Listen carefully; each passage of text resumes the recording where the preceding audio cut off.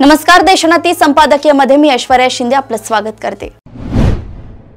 निवडणूक आयोगाने घोषित केलेल्या कार्यक्रमानुसार येत्या गुरुवारपर्यंत उपराष्ट्रपती पदासाठी नामांकन अर्ज दाखल करावा लागणार आहे। सत्ताधारी रालोआ आघाडीने आपला उमेदवार निश्चित करण्याचे अधिकार पंतप्रधान नरेंद्र मोदी आणि भाजपाध्यक्ष जे.पी. नड्डा यांना दिले आहेत।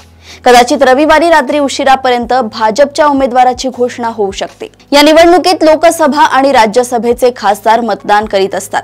दोन्ही सभागृहातील खासदारांचे बलाबल लक्षात घेता सत्ताधारी पक्षाचा उमेदवार निवडून येण्यास फारसा अडथळा दिसत नाही।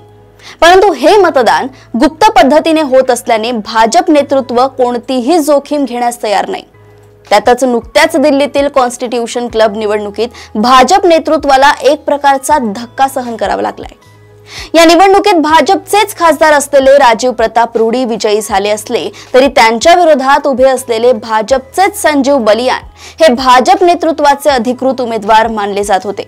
विशेषतः अमित शहांनी संजीव बलियान यांच्यासाठी अधिक जोर लावला होता। या क्लबच्या निवडणुकीत विद्यमान तसेच माजी खासदारांना मतदानाचा अधिकार होता। विरोध पक्षाच्या खासदारांनी राजीव प्रताप रूडी यांच्या बाजूने मतदान केले। स्वतः सोनिया गांधींसह बहुतेक सगळ्याच ज्येष्ठ विरोधी नेत्यांनी या निवडणुकीत मतदान केले होते। या निकालामुळे भाजप नेतृत्व अधिक सावध झाले। उपराष्ट्रपती पदाच्या निवडणुकीत भाजपमधील आणि सहकारी पक्षातील काही नाराज खासदारांनी आपला असंतोष अशा प्रकारे मतपेटीच्या माध्यमातून व्यक्त केला तर निवडणुकीचे चित्र बदलू शकते। त्यामुळे भाजप नेतृत्व या प्रतिष्ठेच्या निवडणुकीसाठी अतिशय सावधपणे पावले टाकते आहे। ही निवडणूक बिनविरोध होणार नाही हे अगदी स्पष्ट आहे। विरोधक आपला तगडा उमेदवार उभा करतील। त्यामुळे भाजपने आता रालोआची एकजूट मजबूत करण्यासोबतच विरोधी पक्षातील काही खासदारांना आपल्याकडे वळवता येते का याचीही चाचपणी सुरू केली आहे।